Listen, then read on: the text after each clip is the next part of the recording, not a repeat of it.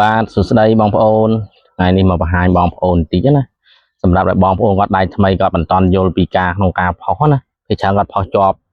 គាត់ផុសវីដេអូឬរូបភាពជាប់បែបនេះបងប្អូននេះដែលខ្ញុំបង្ហាញនៅក្នុងផ្ទាំងរូបភាពនេះអញ្ចឹងណា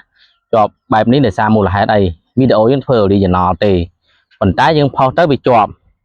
ដោយសារមូលហេតុចាំខ្ញុំប្រាប់បងប្អូនពីមូលហេតុមួយហ្នឹងហើយមូលហេតុមួយហ្នឹងអត់ពិបាកទេក្នុងការផុសវីដេអូ original យើងត្រូវសរសេរ caption បែបនេះ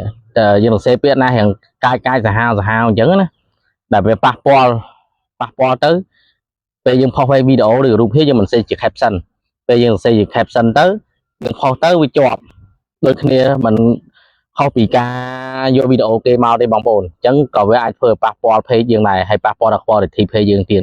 ហើយដើម្បីយើងផុសកុំឲ្យជាប់អញ្ចឹងណាដូចជាបងប្អូនសរសេរពាក្យណាមួយនេះដូចខ្ញុំបង្ហាញនឹងរូបភាពនេះអញ្ចឹងយកតែការខ្ញុំផុសឲ្យខ្ញុំអញ្ចឹងខ្ញុំបង្ហាញអញ្ចឹងមក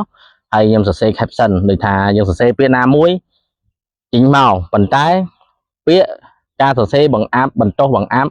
ការសម្លាប់សាហាវអីក៏ដោយតែយើងសរសេរមកដែលមិនប្រើពាក្យចុចឬក៏ពាក្យសញ្ញាបន្ទាត់ពោះឬត្រេអីមួយក៏ដោយអត់តែយើងប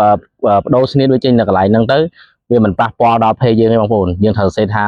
ឧទាហរណ៍ពាក្យថាសម្លាប់ពេលខ្លះក៏វាអាចចាប់ដែរអញ្ចឹងយើងសេសំឲ្យឡាប់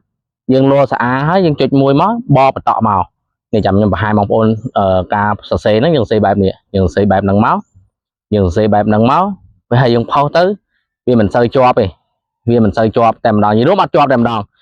តែយើងសរសេរពាក្យកាយអីក៏ដោយយើងប្រើត្រេរបៀបហ្នឹងមកហើយអ្នកគាត់អានគាត់យល់ហើយមូលហេតុអីបានយើងសរសេរទៅយើងប្រើសញ្ញាចុចឬសញ្ញា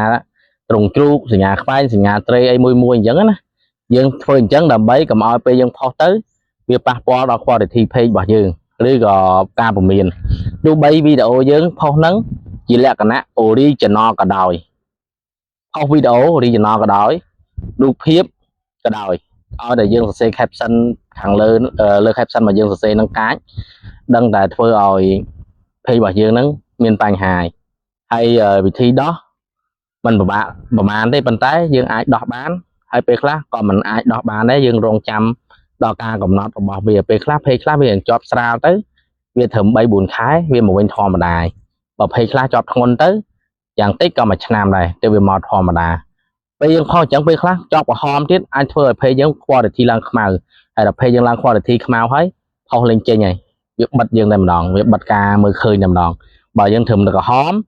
អត់សូវបញ្ហាទេបើយើងជាប់ធ្វើលឿងឆាប់មកវិញទេបងប្អូនធ្វើលឿងខ្ពស់បំផុតមួយខែទេមួយខែវានឹងមកវិញធម្មតាអញ្ចឹងខ្ញុំអរគុណបងប្អូនដែលបានតាមដានវីដេអូរបស់ខ្ញុំរហូតដល់ចប់ទាំងអស់គ្នាអរគុណជម្រាបលាជួបគ្នាវីដេអូក្រោយ